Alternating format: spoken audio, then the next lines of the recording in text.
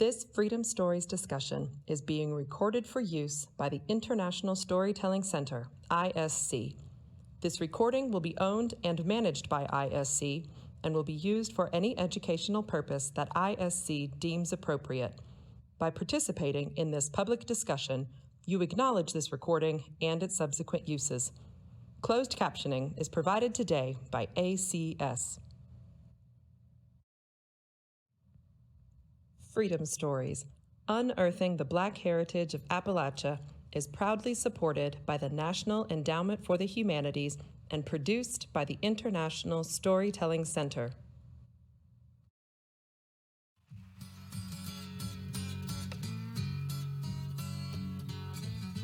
Went down to the crossroads, fell down on my knees.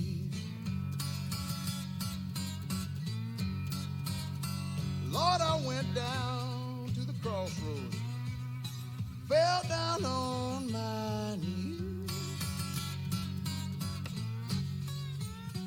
Well, you know that I asked the Lord to help me.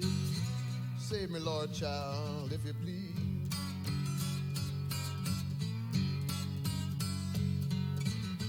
Went down to the crossroads, I tried to flag a ride. I flagged it, went down to the, who tried to flag a ride. But you know that nobody seemed to know me. Everybody just passed me by. I wonder why.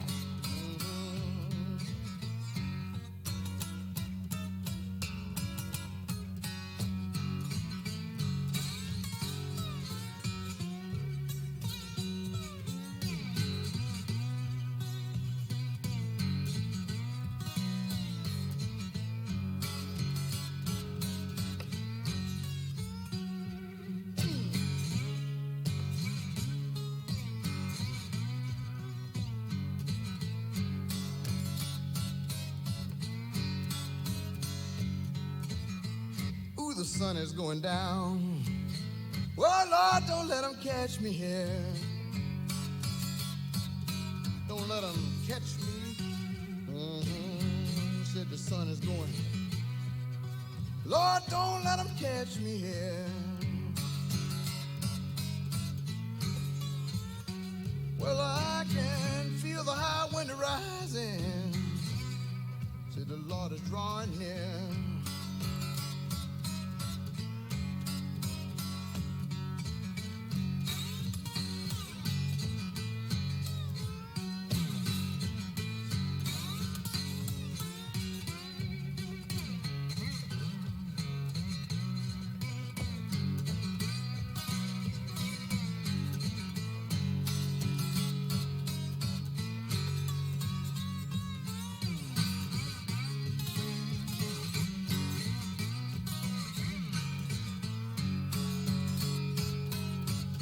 Out now. You can run, you can run, you can run. You can tell my friend poor Willie Brown. Willie Brown, you can run. You can run, you can tell my friend poor Willie Brown. Well, I went down to the crossroads, I believe. I'm sinking down. I'm sinking down. God bless you. Thank you.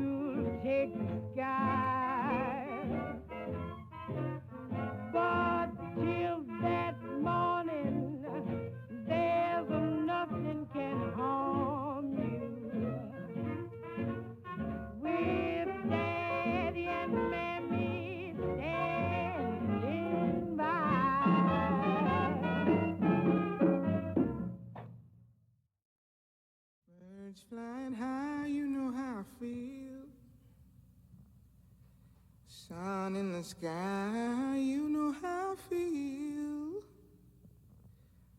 Breeze drifting on by, you know how I feel. It's a new dawn, it's a new day. It's a new life for me, yeah. It's a new dawn, it's a new day. It's a new life for me.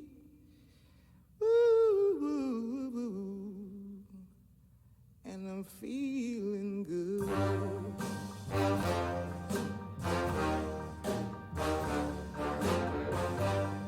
Fish in the sea, you know how I feel. River running free, you know how I feel. Blossom on the tree, you know how I feel. It's a new dawn, it's a new day, it's a new life for me, and I'm feeling good.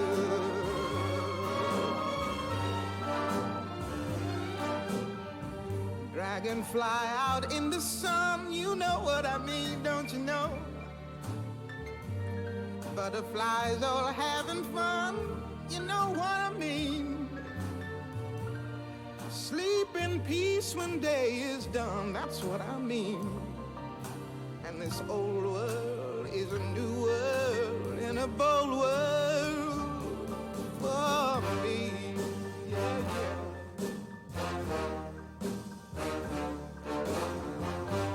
Stars, when you shine, you know how I feel. Scent of the pine, you know how I feel. Oh, freedom is mine, and I know how I feel. It's a new dawn, it's a new day, it's a new life for me.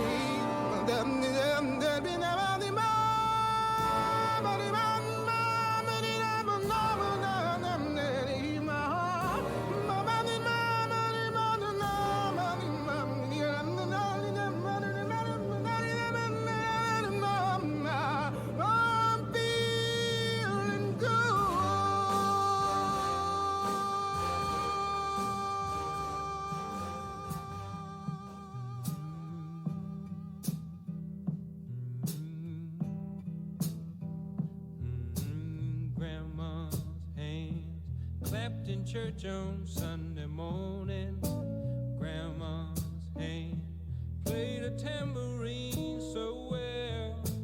Grandma's hand used to issue out a warning. She'd say, Billy, don't you run so fast, might fall on a piece of glass, might be snakes there in that grass. Grandma's hand.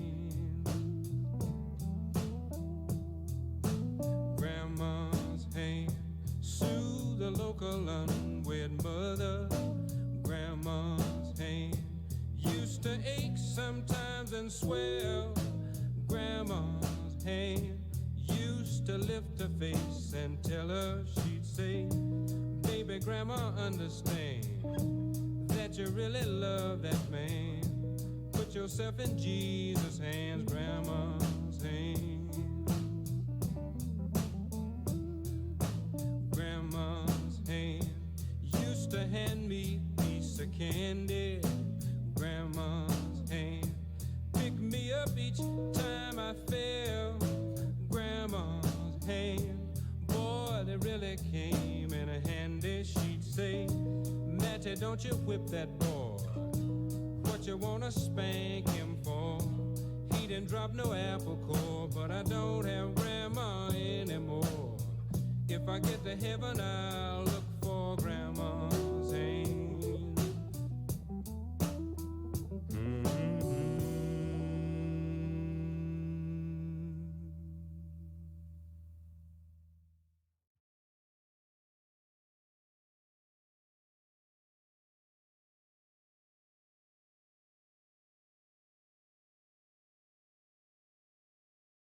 Thank you for joining us for today's public discussion in Freedom Stories. We are talking today about spreading Appalachia outside of the region, out migration, that idea of the movement of people from the south to the north into an industrialized America. Just as always, I have to remind you that Freedom Stories is an international storytelling center initiative designed to bring the often underappreciated, ignored, and neglected aspects of African American history in Appalachia into the present and to show the interconnectedness of the past, the present, and the possible American future we hope to design. As an NEH funded project, Freedom Stories brings together the folk art of storytelling with the humanities scholarship with the intent of guiding us through public discussion to a deeper appreciation of the role of African Americans in creating American culture. So, conceived as a regional program initially, it's based in Central Appalachia, but the project's multimedia toolkit and recorded presentations are resources that are available to the nation and the world. So we're always eager to highlight the diversity of our Appalachian communities, the complexities of Appalachian histories, and the role the region has played in the creation of U.S. history, all of which have been subject to misunderstanding and stereotypes. The International Storytelling Center is fortunate to be able to do this through a grant from the National Endowment for the Humanities. As always, today's discussion is recorded along with all prior Freedom Stories discussions, which are made available online to the public through YouTube, International Storytelling Center website, Facebook page, and viewers can, if you missed today's discussion, feel free to go back and view it anytime. I would encourage our viewers and if you have any questions for me or any of our panelists, to take a moment and text those questions to our Facebook page, and we'll try our best to get to as many of your questions as possible during the discussion.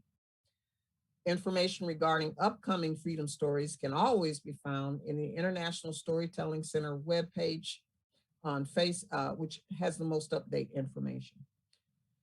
So, as always, we are glad to start today's discussion with the benefit of a storyteller. And so today we're fortunate to have a nationally recognized storyteller, Omopé Carter-Daboiku. Storyteller Daboiku is a native of Ironton, Ohio, of mixed-race Appalachian ancestry. She migrated, she's part of this out-migration from the region, to Cincinnati in 1972, and Dayton in 2012. She's a cultural geographer and an award-winning teller of tales, and she's affiliated with the Ohio Arts Council since 1990 and the Cincinnati Arts Association since 1997. She has performed and led storytelling circles across the United States and abroad, and she is known in Nuremberg as addressing the issue of using quilts as a cottage industry African Americans employed to support their families. Her company, entitled Homeside, specializes in arts-based, culturally relevant academic curriculum. And she's a seasoned stage performer and actor with multiple production credits and accolades in theater and television. So, without further ado, we are pleased to hear from today's storyteller, Omopé Carter-Daboiku. Thank you, Sister Turley. I appreciate you very, very much. And to my colleagues here with us in the Zoom room, I am so honored to be among you. Our ancestors told stories to instill collective emotional memory and to invoke the past, present, and the future. The context explained the web of life, retold events that caused cultural shift, profiled the struggles of being human, and sowed dreams across time. Stories were told to explain phenomena, to warn against dangerous behaviors, and to inspire one's higher consciousness. Some, like Jack Tales and Brer Rabbit stories, entertain in their delivery. Others, like Tale-po, are told in serious tones.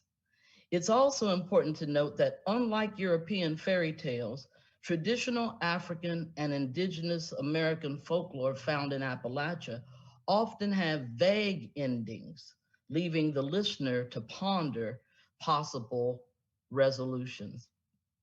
My fellow Ohioan Toni Morrison had parents who were repositories of the oral tradition. Her mother's family were land people from Kentucky. Her father's people were farmers from Alabama. She says he was a masterful teller of tales and said her life was filled with folklore from her father's recitations. I myself learned my family's genealogy through the stories told by my grandparents and their siblings. So I admire Sister Toni. She too survived as a single parent, and her characters are often adrift emotionally, seeking stability and purpose. So today, I am telling a story from her book, A Mercy. It has two characters, Lena and Florence. Lena has become a Christian Indian living with the Europes, as she calls them. She was lost from her sons during a massacre of her village. Florence is a young child given away by her enslaved mother rather than to be separated from her nursing son. Despite their cultural differences, Lena and Florence become family. Lena is the surrogate mother, Florence is her surrogate child, and this story about eagle eggs links them with a common perspective. As Florence was laying down to sleep, Lena lay down beside her and cradled in her arm, rocked her like she was her own child. And Florence said, "Tell me the story about the eggs." And Lena smiled in the darkness and said, "One time, long ago, somewhere in this big country, there was an eagle sitting high in the top of a balsam tree, sitting on her nest of eggs that were pipping and about to be born. She had them high in the branches of the balsam tree where neither snakes nor paws or any other predator could find and swallow them.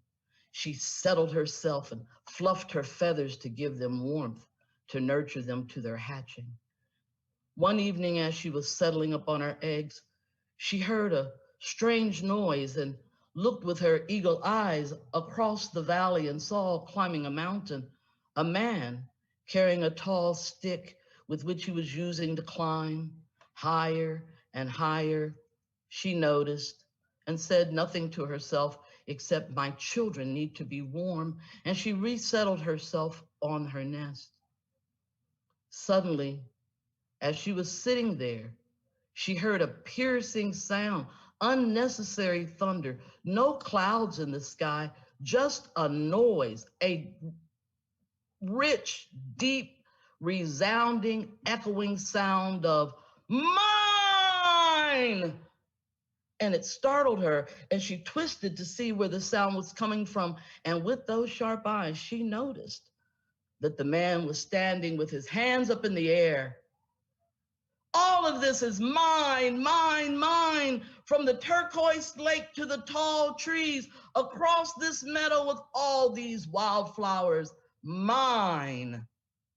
And with that loud noise, one egg cracked prematurely, which set the mother ablaze with anger. She rose up from her nest with her feathers bristling and her sharp talons going directly for the man's face when he raised up his stick and smacked her, sending feathers everywhere.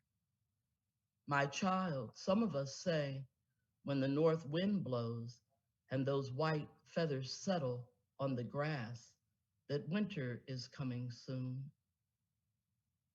But Lena, if she left the eggs, what happened to them? And Lena replied, "They hatched alone." "Did they survive?" Florence asked. Lena smiled gently and looked at her in her eyes and said, "We have, my dear, we have." Toni Morrison, A Mercy. So it is, we have survived. Sometimes I'm certain all of us have felt like a motherless child. As the folks used to say in the olden days, you might not know who your daddy is, but you're entitled to know who your mother is. But imagine your mother having been sold when you were only 3, and only thing you have as a memory of her is knowing what her name was before she departed. And so this is a classic story that leaves the listener wondering, how did that situation resolve itself? But Lena knows that both she and Florence are abandoned eggs, and they have found support in unknown places that have allowed them to survive. And I appreciate Toni Morrison and her ability to hold on to the deep understanding of how folklore works for the folk. Thank you all for listening. Thank you for that very powerful words for us. And so, is this a book? If our listeners want to, our viewers want to read more of this, where would they go? They would go to their favorite bookstore and order Toni Morrison's book, A Mercy. A Mercy. A Mercy. A Mercy. All right. We will make sure that's in our toolkit and we're able to share that. Thank you. So, along with Mama Daboiku and her stories, we are also happy to share this morning's conversation with 2 other panelists. We're being joined today in conversation by 2 other well-known scholars and community leaders, Dr. Ted Olson and Dr. Freida H. Outlaw, to discuss the subtle art and practice of spreading Appalachia abroad, these unnurtured eggs in new places beyond the mountains into mainstream America. So Dr. Ted Olson holds a PhD in English from the University of Mississippi and an MA in English from the University of Kentucky and a BA in English from the University of Minnesota. He currently serves as a professor of Appalachian Studies at East Tennessee State University and has also served as a 2008 Fulbright Senior Scholar in American Studies at the University of Barcelona and the Autonomous University of Barcelona in Spain. Dr. Olson was president of the Tennessee Folklore Society, and he has co-chaired the Curatorial Committee for the Smithsonian Folk Life Festival's Appalachia Heritage and Harmony exhibition, attended by an estimated 1 million people in Washington, D.C. In 2019, Dr. Olson was the committee chair of Tell It To Me, the Johnson City Sessions 90th anniversary celebration, which won Northeast Tennessee's Tourism Association's Pinnacle Award event for Event of the Year. So welcome, Dr. Olson. Thank you for joining us in conversation. We are also joined today by Dr. Freida H. Outlaw, who is a member of the American Academy of Nursing and a member of the Psychiatric Mental Health Expert Panel. Dr. Outlaw has over 40 years of experience as a clinician, researcher, educator, and policymaker in public mental health and substance abuse matters. She is currently the academic consultant for Minority Fellowship Program at the American Nurses Association. But prior to that, she was an associate professor at Meharry Medical College and the director of Meharry Youth Health and Wellness Center, a health center that delivered systems of care for adolescents with the special focus on the LGBTQ youth. For 8 years, she was the Assistant Commissioner, Tennessee Department of Mental Health and Substance Abuse Services, and also an associate professor at the University of Pennsylvania School of Nursing for a number of years. Again, thank you, Dr. Outlaw, for taking time to join us today. So, we've heard quite a bit that's going on today in American society, and in putting this PowerPoint together, I was struck by the places African Americans settled once they left Appalachia, like Detroit, like Flint, Michigan, which is still suffering some very serious racial divides in these communities, as we are throughout the country. So I thought I would start by just getting each of your perspectives on how Appalachia has spread from the region from your perspective and the impact of that spread. So I'll start with, and we can all unmute. So everybody should be unmute right now so we can hear you. Okay. So we've talked about the Black culture, but let's talk about what you see in the nation that you can easily identify as something that came from our region and has spread throughout the nation that people take for granted. Let's start with Ted. Well, thank you so much for allowing me to participate in this very important discussion today. It's a pleasure to be with you folks. Appalachia is everywhere across the United States. Appalachia's pulse beat is heard in the music of America. It's tasted in the food of America. It's found in the religious observation across America. Appalachia's language contributions is heard in American speech. The mainstream American media is absolutely fascinated with Appalachia, albeit, of course, mainstream media have often resorted to stereotyped depictions of Appalachian culture and people. So it's a complex interrelationship between Appalachia and America, but certainly Appalachian culture has found its way across the United States and around the world. And one other thought I have about Appalachian culture, sometimes when I teach this subject to students, I stress the plurality of it, that in fact there are Appalachian cultures, plural. We have to always keep in mind that there's not one monolithic Appalachia. There are many Appalachias, many different cultural environments, many different traditions, and they're all important and they all are worthy of our respect and our study. So I thought I'd mention that as well. But Appalachia has certainly outmigrated to the rest of the United States and around the world. The perceptions of what Appalachia is about are complex, and maybe we can talk about some of that in the next hour or so that we have together. We definitely want to talk about that. And we will come back to all the things you've mentioned in terms of food and music and words.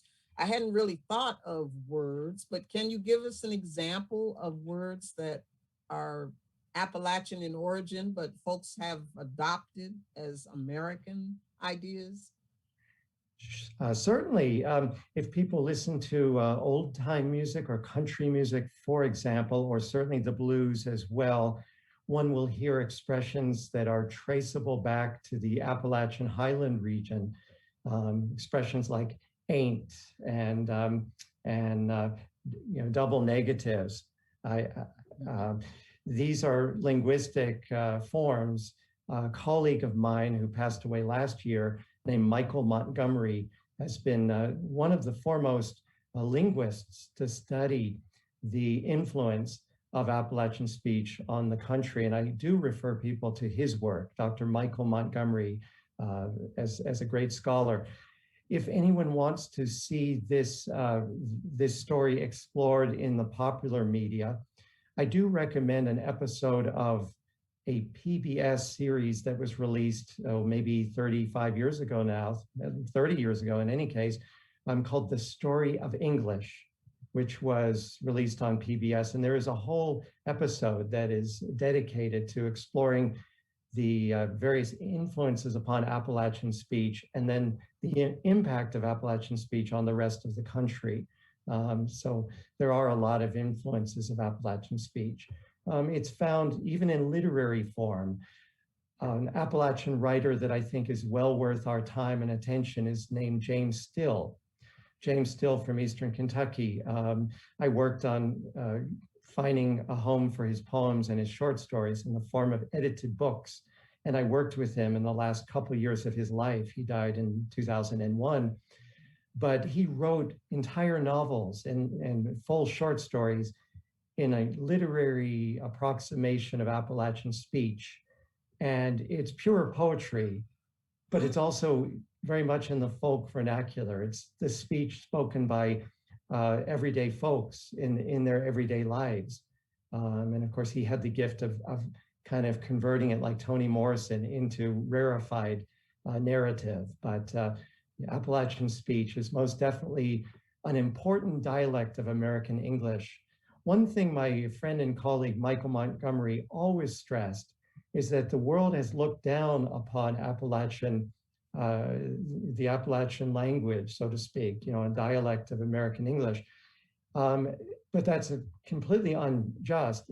Appalachian speech is not incorrect American English. It's perfectly correct and wonderfully suitable for the living conditions in these mountains and in these valleys for people who learned powerful ways to express themselves using speech that was basically inspired by their home environment. And so you find a lot of expressions that may derive from old world influences, but are adaptations to a new world environment. And it's highly poetical and expressive.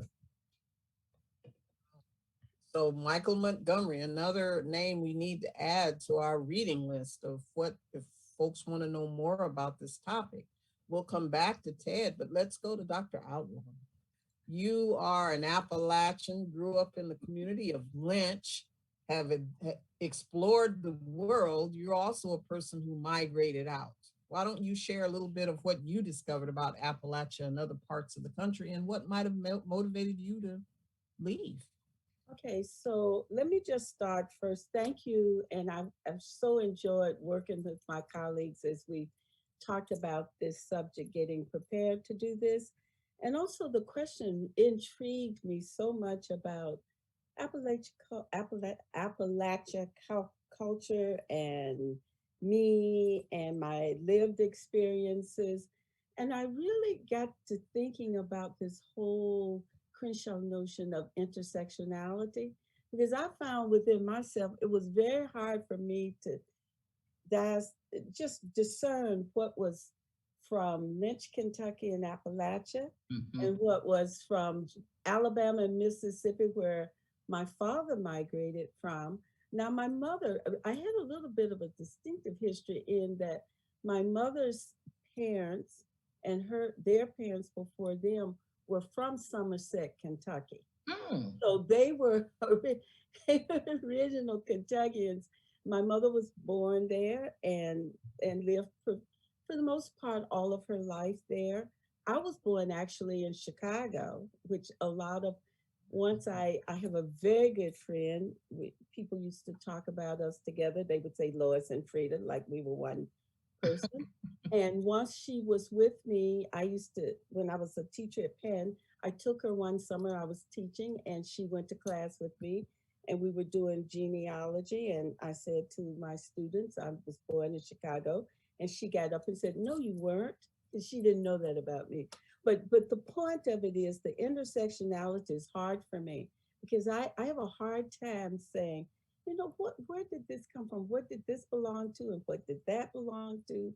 Like the words, for instance, I was like, I'm gonna was one of the things that my father said all the time. And I was like, does he mean he's going to? Is he going to do something? And I couldn't, I don't know where that came from, Alabama. I don't know where that came from, but I know most Black people that I knew in Lynch that were of his generation, they used that word. And so, I don't know. So Ted was just so brilliant in talking about the academic, the scholarly part of this. I think for me, because I haven't studied it, obviously, because I'm a nurse and that's where my head has been. But I've lived it. And so let me just try to capture some of what I started thinking about my grandmother. And I have to say, I'm always moved to tears when I hear Bill Withers talk about their grandmother's hands. Only, and more so now that I'm a grandmother and I understand about the swelling and all of that and how you're trying to influence your children, your grandchildren, because you're not going to be here to buffer some of what they're going to experience. But I remember my grandmother, we moved in with my grandmother, my mother and my father. I was an only child for a bit there. We moved in with my grandmother and my grandfather because in Lynch, Kentucky, back in those days, if you didn't work for the mines anymore, you couldn't keep your home. And my grandfather had a stroke and he couldn't work anymore. And my grandmother had a big yard and we called it the park. That's how big it was. It was like a big park. Big trees, it had strawberry bushes. It had acorn trees. My father had a big garden. My grandmother had a big garden. They had flowers. So I think this whole appreciation of space, I think I got there. The whole appreciation of space and flowers. Although I'm a lousy gardener, I didn't learn it, but I learned to love it and appreciate it. So I always want my garden to look good. I don't always want to do all the work like they did. But my father had a beautiful garden, and my uncle SJ had a beautiful garden. And the other thing is that whole community thing was really big. My father and his friends had, I call it the illegal farm. Across the street from us, there was some land. They had pig pens there. And my Uncle Charles had a barn with cows, and they go up in the mountains in the day, and the dog would bring them down at night, and people and they milked them and made the butter and milk. So the appreciation for space, and I laugh when you go to the Whole Foods now and they talk about organically grown food. My most people in Lynch grew up, people, Black people anyway, because that was the community that I knew. Most people had organic food because most people grew. So when made the leap to organic food, it wasn't a big leap for me. So I say, and that I think had to do with my father coming from where he did, as well as the opportunity to have that land. So it was that kind of thing. Now, the culture, the Appalachia culture in Lynch, Kentucky was a little bit different because it was really influenced by United Steel. United Steel, they were unionized.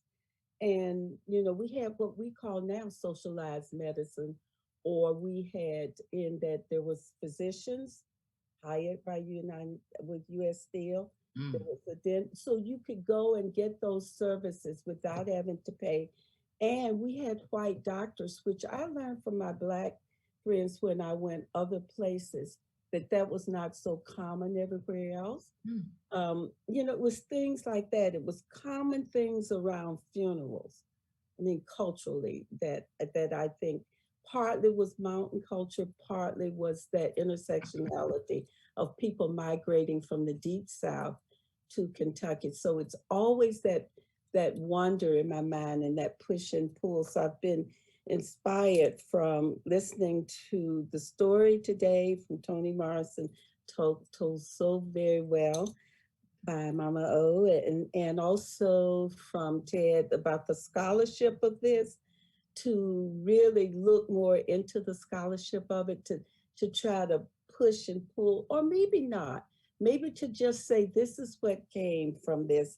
Now, when I went to Berea College, I migrated out because my mother said you were going to college. And I will always give her that credit, because when at the time that I was doing that, early 60s, that was not the absolute culture like it is now, that a lot of people didn't see going to college. At least people of African descent in my community, there were many places that people went. Some went to the city where they had relatives or connections to get a job. Some went to the armed services, especially men. And then there were some who went to college, but mother wanted us to go to college, and she really wanted me to go to college to be a nurse. And she wanted me to go to college to be a nurse, not a high school, not the hospital schools, which was the prevailing way to teach nurses at that time, Black, white, green, or indifferent. So I went to Berea College, and that's where I got a sense of a real Appalachia culture that stereotypically thought of in terms of associated mostly with white people, and Scottish and Welsh and those white people, those groups of white people. And there was country dancing, we didn't, I was like, what? And that kind of folk music and so forth and so on. But threaded in Lynch, Kentucky, and all my friends, if any of them are listening, will know that we couldn't get any radio stations up in there, and still can't hardly.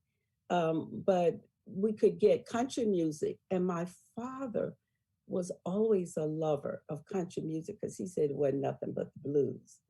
And so when he got older and he came here, I had moved to Nashville. That was the first place he insisted I take him, to the Ryman Auditorium. And that's what we did. But late at night, we could get Randy's record program. And we would had to get certain places in the house to get Randy's record. So that was the infusion of that kind of Black culture, if you will, or music into our settings. And so I think for me, it will be always looking at how these two cultures mixed and came together to produce the kinds of memories that we serve and the kinds of things that we took out into the world as we migrated. I think, though, the biggest thing I can say is maybe a sense of community and a sense of connection, and an infusion of a religious orientation to all of that surrounded both your social life and your spiritual life. It's sort of coming together and meshing, because church was where you got to look at your boyfriend or see your boyfriend at the Henry McNeil Turner Society, because otherwise you wasn't getting out of the house on Sunday or Sunday evening, so those kind of things that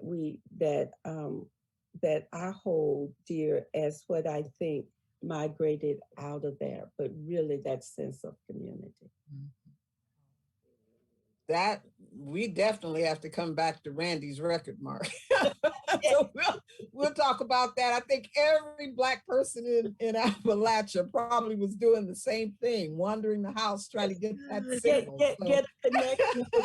It for me was like the connection to another world. Yes, yes. And did you ever wonder who was Randy? Yes, I did. And I had no idea, because you have no point of reference for that, right, that Randy was white. That was, and the other point of it was sort of like, Muscle Shoals, when we discovered that the musicians at Muscle Shoals were white, that was oh my God, you just could not believe it. But Randy. Right.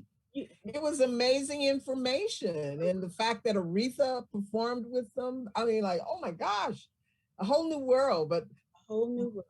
Yes, Mama Daboiku, come on now. You are still. I'm sitting over here with my magic pen, making notes. And I'm gonna have to, let me just say, in my family, we hold stories that we wait until you're married and in front of the new wife or the new family before we bring them out, because that's how we orient people to our family.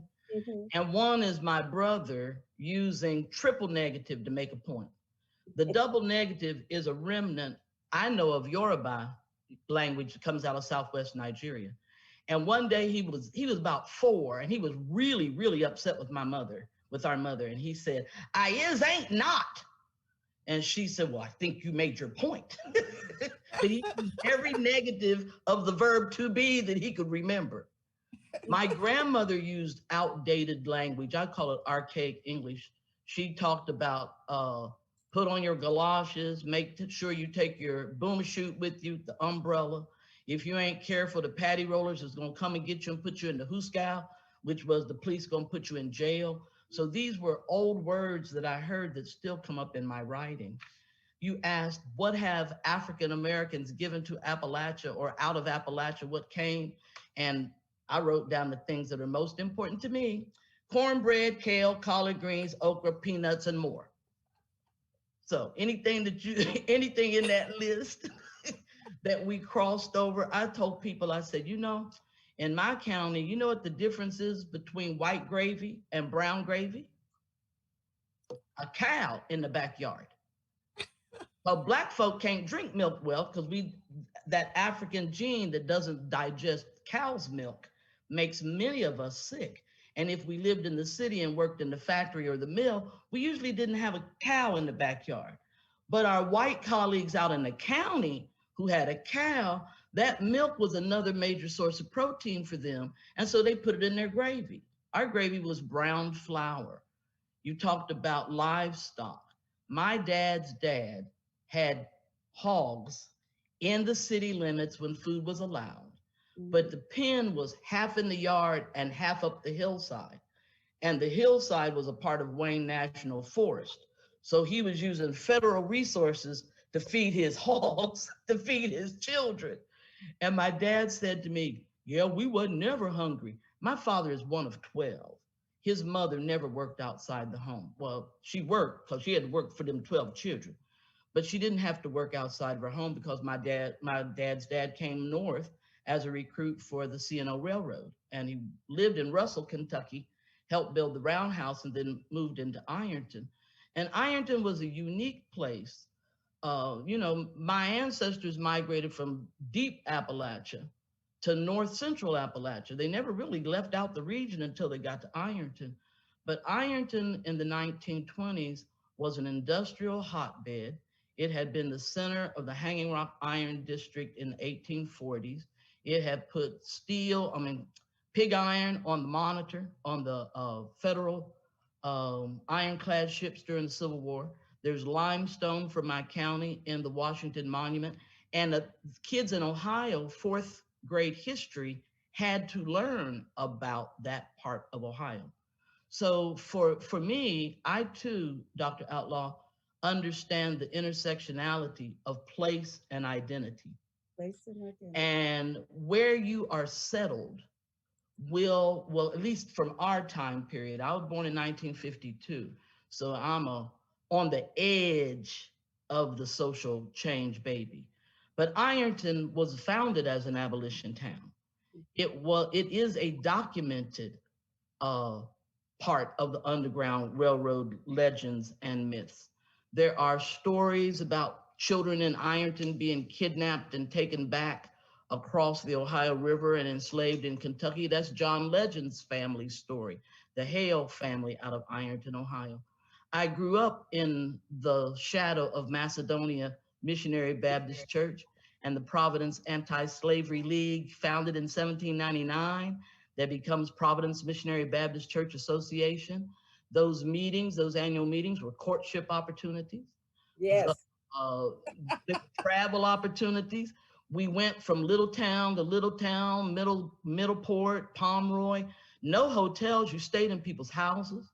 I learned how to dress like a real woman by going to those things, and them sisters would come with 3-a-day clothes. Y'all know what 3-a-day clothes is. Dr. Olson, you know 3 a day? That's when you pack enough clothes that you can wear 3 outfits a day. That makes sense. Yeah. You go in the morning in your warm stuff because the dew is and the breeze is still chilly. Then you got your afternoon gear, which might include a small hat, but that whole African-American church wearing hat thing that people talk about, that's got to be an urban thing. Because where I come from, somebody would have tapped you on the shoulder and said, "Sister, would you remove your chapeau? I can't see the preacher." It's too pretentious. So between the Randy's record shop we heard when we were traveling south, we couldn't get it in Ironton. We had to be on the way to Chattanooga or on the way to Lynchburg to be able to get that. Couldn't get Motown in Ironton either. We'd get the crop report, the weather, but we couldn't get anything. And we could get church on the radio. There was going to be some church all day Sunday. Somebody was going to ask you, lay your hand on the receiver so you could get a blessing, and then send $10 in an envelope so we can continue this ministry. But if it were not for the upbringing I had on the landscape of Appalachia, and that's the specific place that I say, because you're right, there are multiple cultures and even subcultures on the Appalachian landscape. It is not an ethnicity. It was created and kind of sort of made one when the National Park System decided to bring in some money into the Great Smoky Mountains, and they created this image of the Southern mountaineer that was, always white. But as I tell people, some of them Scotch, Irish, and Welsh people live inside of me. I know their names. I knew their addresses, you know what I'm saying? So I'm real clear that Appalachia has influence. I often call Appalachia America's first frontier. And if you'll read The United States of Appalachia by Jeff Biggers, you can understand that that borderline was always populated by, as what we would call down home, mixed blood people. A little bit of this and a little bit of that and a whole lot of something else.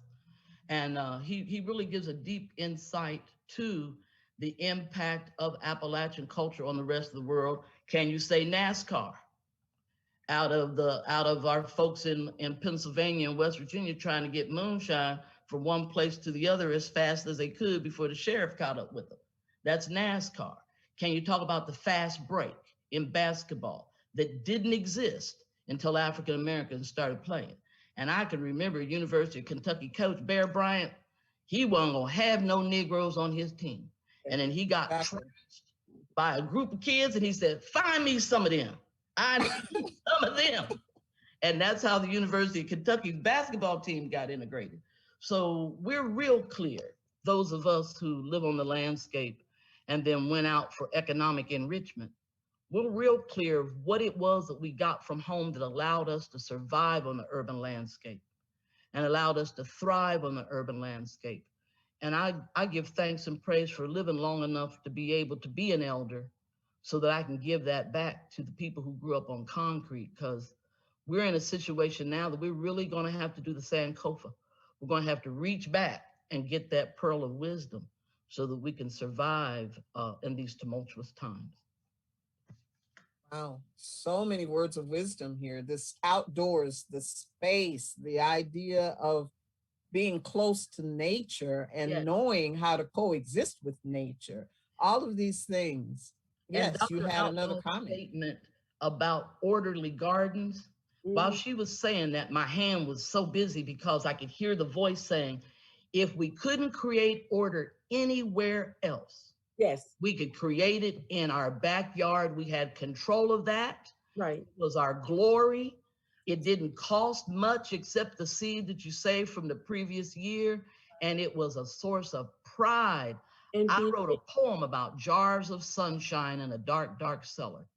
Those jams and jellies and green beans and fresh peach pie on Christmas Day. Those are fond, fond memories of mine. So I had to laugh because you were talking about kale. Now we didn't in Lynch. I don't believe I know anybody. Now my friends will tell me if they're listening to this if I got it wrong, but it was turnip greens. Turnips for some people. And collard greens. And my aunts used to come back to Kentucky from Milwaukee, Wisconsin to pick poke salad. Yes.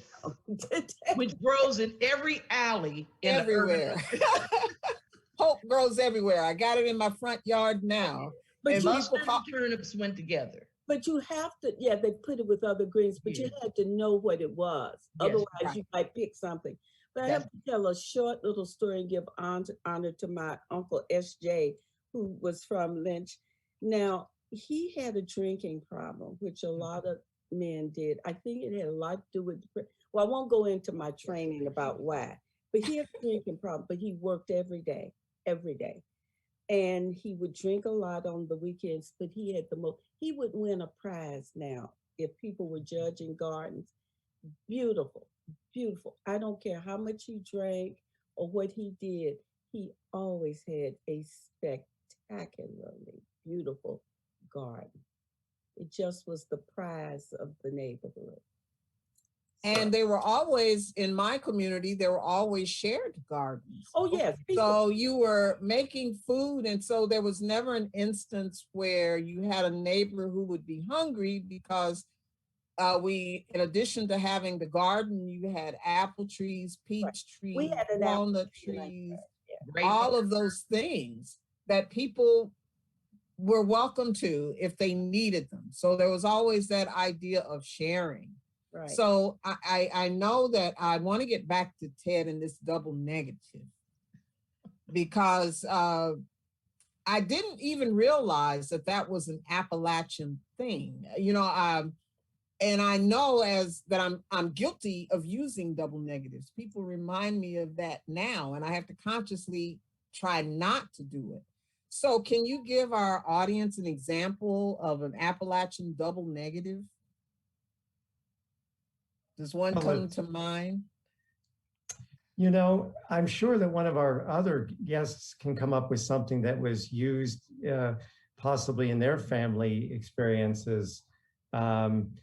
You know, there is a lengthy list of Appalachian expressions produced by my friend, Dr. Michael Montgomery, in the Encyclopedia of Appalachia's language section. And so, yeah. One, let me see if I can help. One that comes to mind is, I don't care to do that.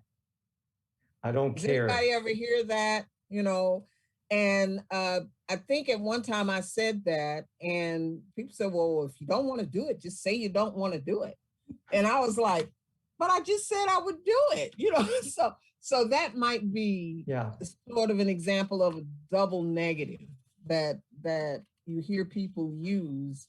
It's so common that here's one. I ain't gonna study war no more. Well, I ain't gonna study war no more. Now we know that's an Appalachian euphemism. Is that how we should? I'm trying to show this Encyclopedia of Appalachia book that I can't. I'm trying to hold it. Is there an background is blurring it out? Yeah, because she's got that background. Right. Yeah, that's what it is. So Ted, tell us about how music, that I know that's something that most of our audience can relate to, and I know your skill in that area. Talk about how the Appalachian music has influenced us. We heard a little of it in the PowerPoint, but can you expand on that a little more?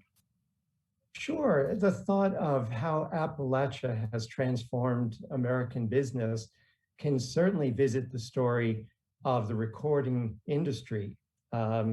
You know, you could talk about the Bristol sessions of 1927 as having contributed to the creation of modern country music.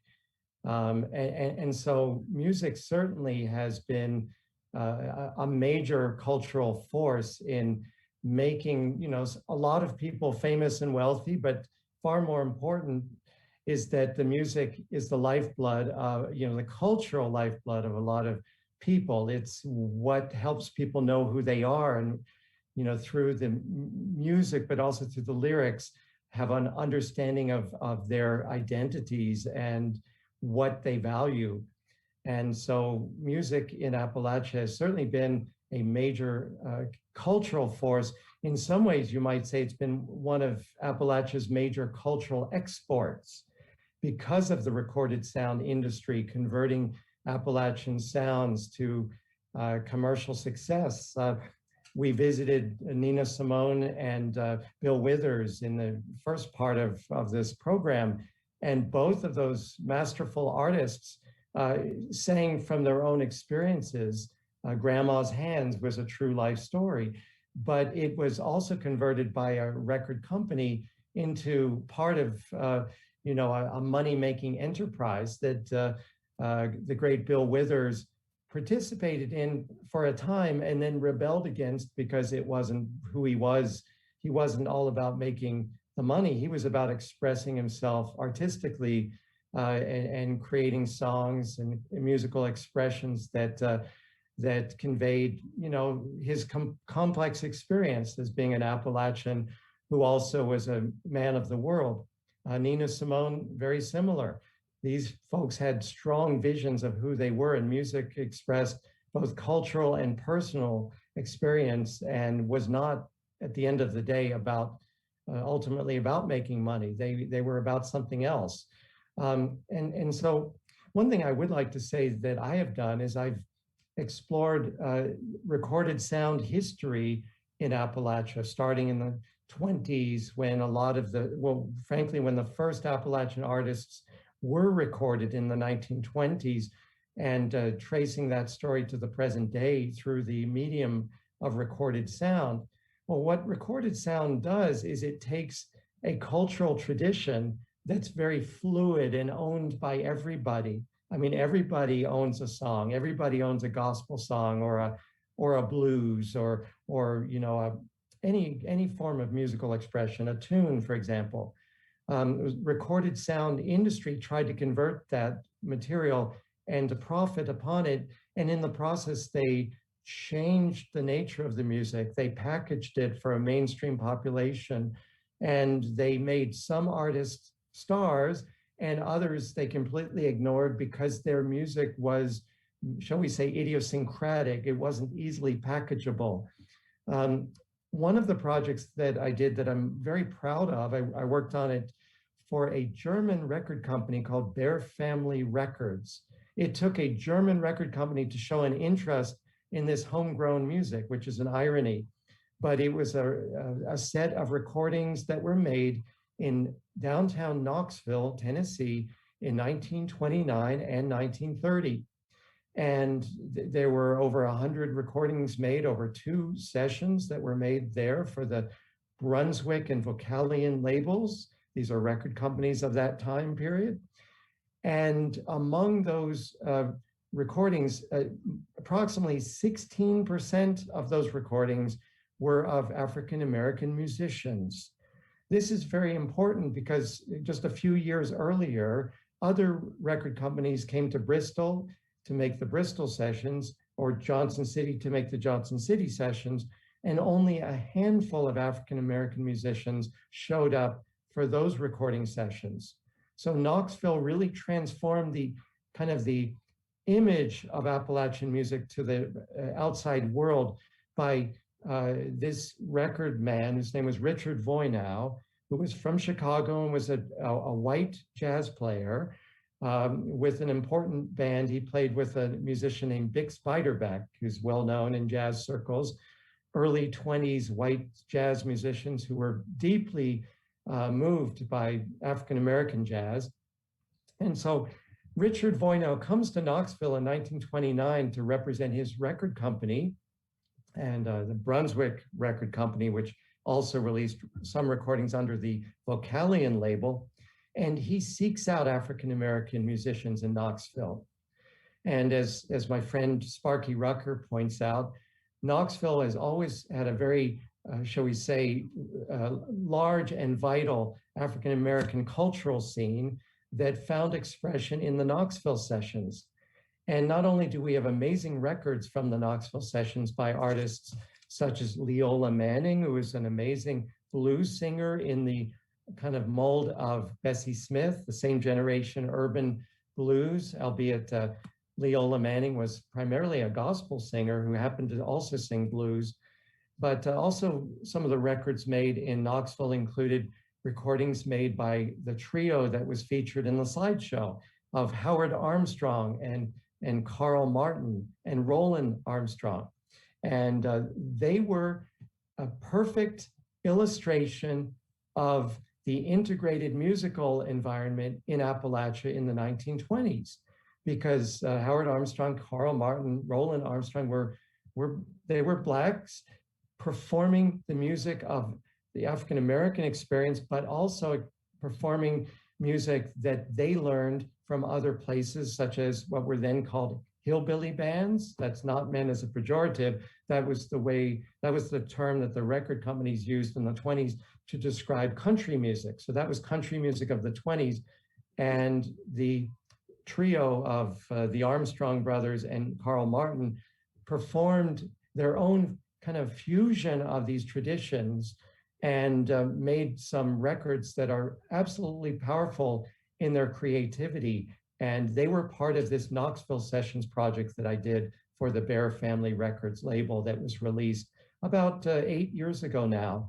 And I worked on that project with a British scholar named Tony Russell. And I just wanted really to point out the international side of things.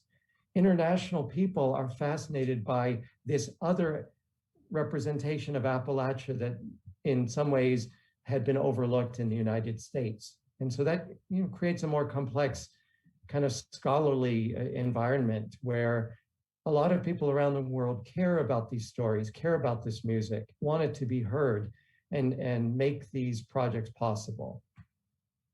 And so, Ted, if people wanted to access your music and what you've done in interpreting this music for modern audiences, where do they go? How do they listen to what you've been describing? Sure. The Bear Family Records label is quite well known in the record industry for issuing huge box sets. If you've never seen one, picture a New York City phone directory, in the old days, that thick. Very, very large multi-disc sets with thick hardcover books filled with information and photos and discographies and glossaries and these sorts of things. A total immersion experience to allow people to re-enter that time period whenever the box set pertains to. That's the time period that is recreated in those box sets. The box sets, and just warning folks, can be on the pricey side.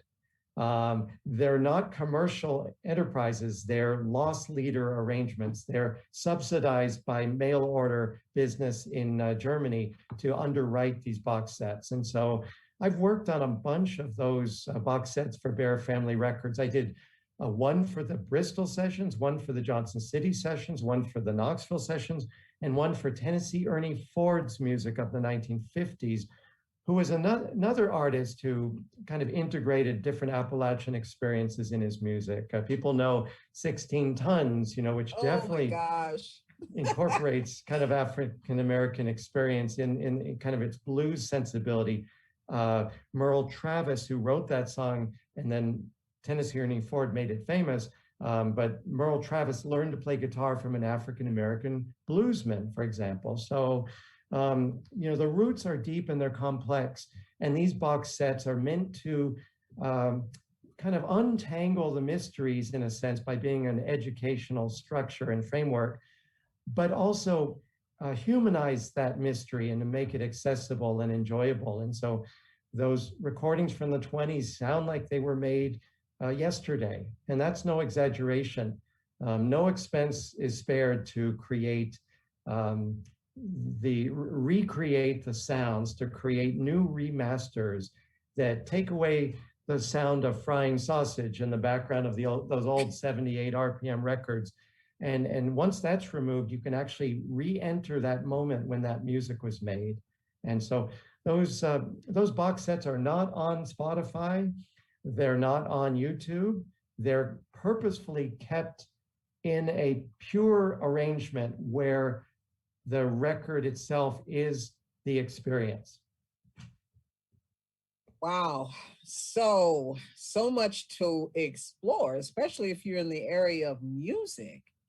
And I'm learning. I certainly knew Tennessee Ernie Ford. I mean, I don't know if there was a coal miner living who didn't have at least one or two Tennessee Ernie Ford songs.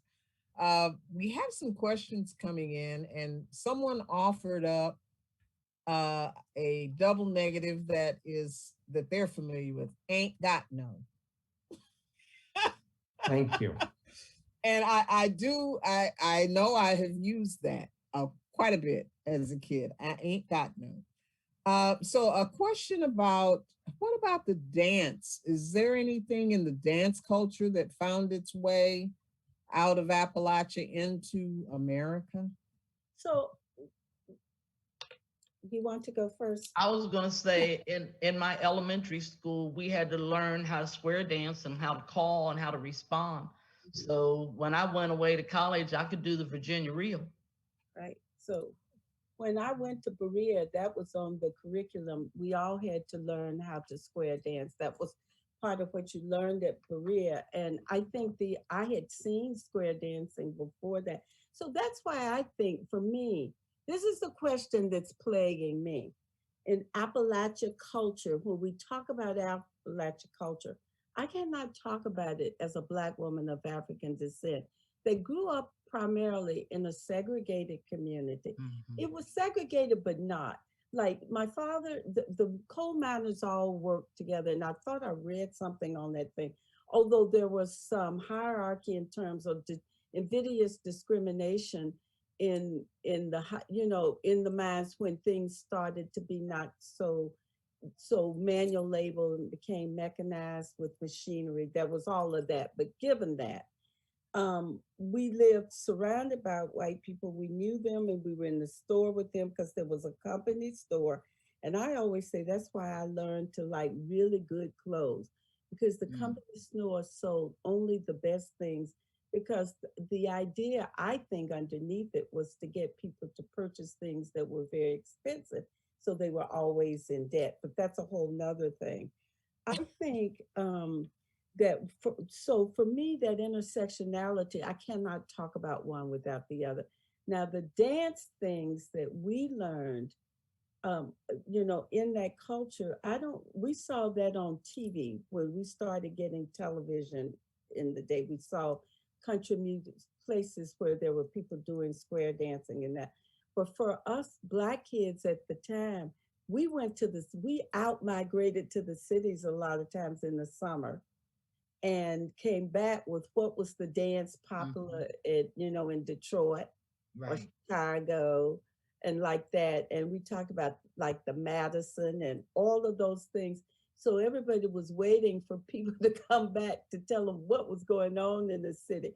It was like translators almost,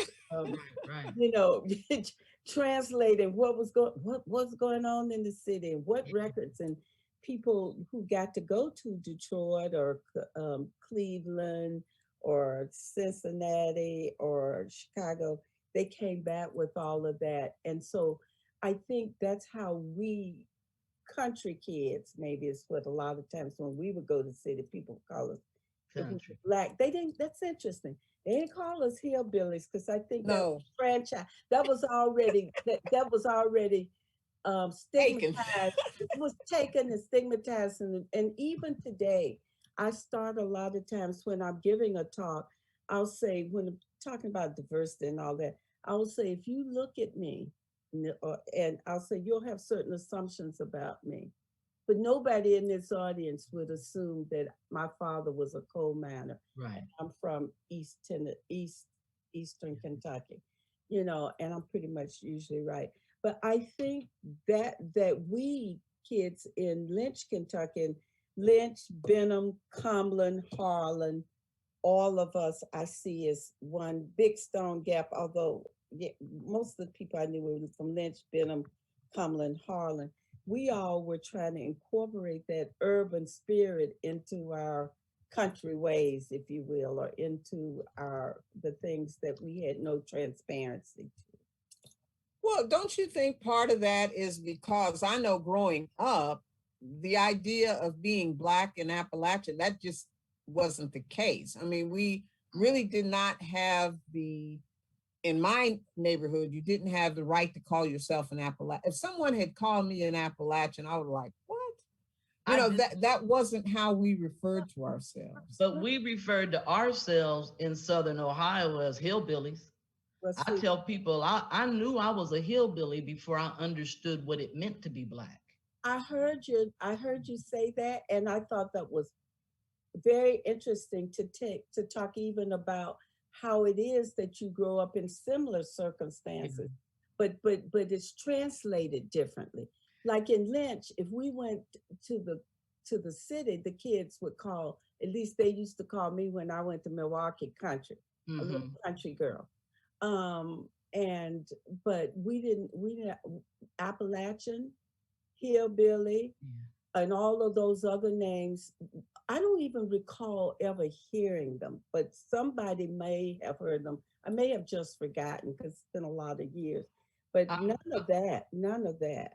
It was the language that cemented my identity, because all of our television stations came out of Charleston and Huntington, West Virginia. Many of our teachers came out, and we were closer to Huntington and Charleston than we were to Columbus or Cincinnati. So our language, when I first started telling, and I would tell Jack Tales, I would have to tell the audience, I am not making fun of anybody except myself, because I use mountain dialect to tell Jack Tales. And my cousin said to me one time, he's deceased now, God rest his soul. He come up to me, he said, "Cuz, I close my eyes and I don't know what color you are." because that language for me, and I still, I go places and I speak the king's English, the queen's English, but sometimes when when I really want to make a point, I will, as my mama said, I'll crack my English in a heartbeat and speak dialect. So I think some of that had to do too, because I think I remember you saying yours was a more integrated. Completely integrated, Right, and everything see, integrated, I even went my marriage. first years to the Lynch Colored School, Mm-hmm. and everybody in that school was colored. The Yeah. teachers and Miss Mabel Harris, God, she could play classical music. I know because she was one of my piano teachers. But she taught us in the second grade, lift every voice and sing Mm. every word. And she would walk every verse, and she would walk past you. And if you were mispronouncing or something, she would pinch you. Now, baby, she'd say. Mm. So, and there was this real thing about speaking properly and enunciating to the point that some of them you sounded really weird. Yeah. Because you pronounced every syllable, Yes. in a slow motion way. But the other thing was the emphasis was on the importance of your Blackness and the excellence of being Black and excellent. Mm-hmm. And so therefore, my identity, I think I've been thinking about this a lot, that my identity formation as a person of a Black woman of African descent had a lot to do with that grounding. Yes. Of those teachers who taught us that about yourself and being excellent. And I didn't learn, quote, the Negro National Anthem until I was in college. Oh, no. I had left home. Paris. The only Black history I knew was my family's genealogy. Mm-hmm. I knew a little bit of something. One of my great uncles had been a red cap porter. That's how he got in the family. And so I knew about the railroad history. I read books, so I knew biographies of famous people. But the only stories being told in my house was Bible stories and family stories. So, and then the color in my family ranges from Captain Ted here to deep, deep, deep, deep dark chocolate, my daddy. So I never had a family, my family wasn't color struck. If there was anything that we had issues about, it was them with the light skin wound up with the unmanageable hair, and them with the dark skin wound up with the smooth hair. That was the contention in the cousins that I grew up with. But yeah, I had one Black teacher in my whole entire 12 years of school, and that was in the 8th grade after enough people had gone to college. And he was from Ashland, Kentucky. He was a family friend. We knew him. I mean, when you're in a town of 20,000 people and 12% of them are of African descent, sometimes you got to leave town to find somebody to marry because you're either blood related to everybody or in-law related to everybody, or that family crazy and you don't want to be a part of them. So, that out-migration thing oftentimes was just for familial survival.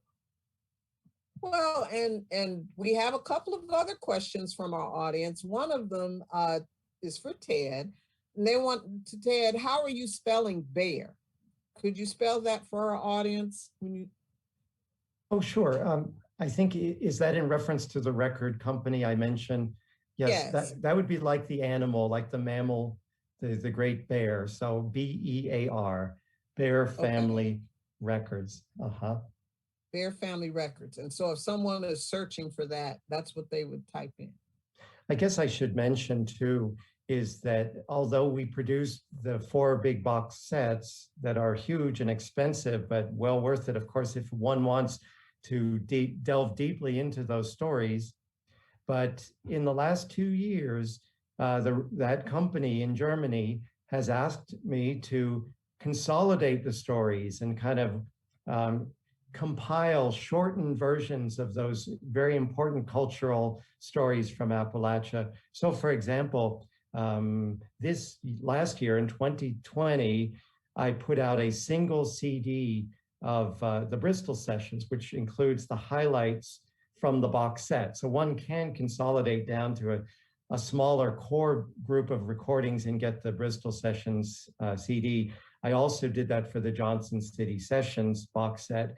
And in the process right now of consolidating the massive story devoted to the Knoxville Sessions and that whole box set down to a single CD. That won't be out for, a number of months now, but the goal behind that, by the way, you would think Bear Family Records would want to only keep the pricey box set on the market and not undercut itself by issuing compilations of its own major projects. But they don't think that way. They want, and working with me as a scholar of Appalachian music, they want those stories to reach more people in the more democratic format of the smaller, less costly CD release. So I just thought that's appropriate to mention that people can get the gist of those large, complex stories in smaller units at much more affordable prices. So it's really the degree to which people want to delve into those stories, but there are options there. That's good for people to know. I have a feeling there will be folks who want to explore that. And for each of the panelists, I personally would like to know what Appalachian social movements and anti-racism movements have spread outside of our region to others. The first one that comes to me in my mind is the labor movement, but I would be interested, what other social movements can you think of that was exported from Appalachia? Most people are not aware of how many cities in Appalachia Martin Luther King marched through, and how many people within the Appalachian region joined together to fight issues of segregation. We hear his stories, we know there were groups of people, but Birmingham is at the southern end of the Appalachian Mountain Range and is considered by the Appalachian Regional Commission to be part of the region. Pittsburgh and that's Birmingham. Right. That's Yes, right. all of those regions at Berea, those were called Ohio too. In Berea, that was one of the places they recruited heavily in some of those counties in Ohio. They was considered the Appalachian. And Miami University was a training ground for freedom riders. Even though it's not in Appalachia, people from throughout the region came to Miami University at Oxford, Ohio, to train people who were going south to do the voter registration drives, which is so dramatically different from the personality of that campus today. Well, and also I guess we have to mention the Highland Center. Yes, the Highland Center. Which Rosa Parks and many of the other civil rights activists were trained at the Highland Center. And even though it's a little outside the region, I have to mention the Gullah country of Penn Center in South Carolina, where many African-American, Martin Luther King Jr. certainly trained a lot of his people there. So much of what gets transported outside the country. What about organizing, labor organizing? Could I sorry. talk about one that's not often thought of as a civil rights, but see, the ones of us who work in healthcare, we think about health disparities and health inequities or civil rights issues. And one of the movements that from my way of thinking, that people don't often associate the two, because they do think of the typical ones like labor movements and things. The whole notion of expanding the healthcare profession of, like, the nurse practitioners, for instance, nurse midwives, all of these people who have expanded access to healthcare, high quality healthcare, family-focused healthcare, diversity and inclusivity in healthcare. Lots of those movements started out of Appalachia, a lot of times because of need. For instance, up in Kentucky, in Haddon County, you have Frontier Nursing Service. Right, I was going to mention, Yes, which was, came from Mary Breckinridge, who came from England to start that, to meet the need of infant mortality, the disparity in infant mortality there. And she trained, and that's where I did my public health training. Out of Berea College used to send us, and we used to moan and complain our senior year out to that county and we had to live there. That's why we moaned, because they were really progressive in their thinking. They said you had to be of the community if you were going to work with people in the community. Couldn't just run in there and do it and run out. So we had to, can you imagine when you're getting ready to graduate your first semester, your last semester of your senior year, having to live away from campus and to live immersed in a community. So for me, those are some of the atypical ways that civil rights and all of the human needs that people have that we don't, and the organizing to expand a system that's broken, that doesn't serve everybody, that we have expanded that. And it came out of, a lot of it came out of the thinking, the innovation came out of Appalachia. Yeah. And we still, I think in Appalachia, Dr. Outlaw, don't they still stress midwifery, midwives and training midwives? Well, midwives have become the thing all over the country now. Most even highly researched school, nursing schools like the University of Pennsylvania, and many of these schools have midwifery programs now. And Frontier Nursing Service now has a complete nurse program of nursing education where they are training nurse practitioners across all of the specialties to provide that kind of holistic family-centered care in the regions where they come from, because the research says oftentimes people go back to where they come from to serve. And so, yes. My great grandmother. Yes. I know we could keep talking, but can you believe our time is up? Oh my goodness. We time has gone quickly, and I want to take an opportunity to thank all of our guests today who provided such wonderful information, and to encourage our viewing audience to make sure they visit the toolkit on the International Storytelling Center website if you want to know more information from any of our panelists. This is where you can connect with their work, or if you would like to speak with them, maybe send them an email or talk with them about what they're doing in their profession. So I would encourage you to visit the toolkit online to kind of keep these resources going. We are going to add their contact links that they've shared with us for you.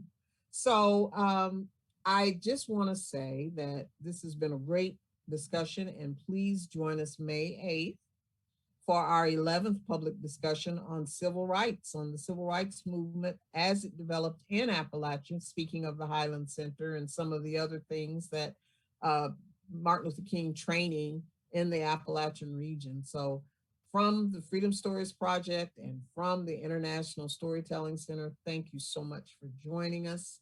And we'll be back with you next month, May 8th. See you then. Thank you.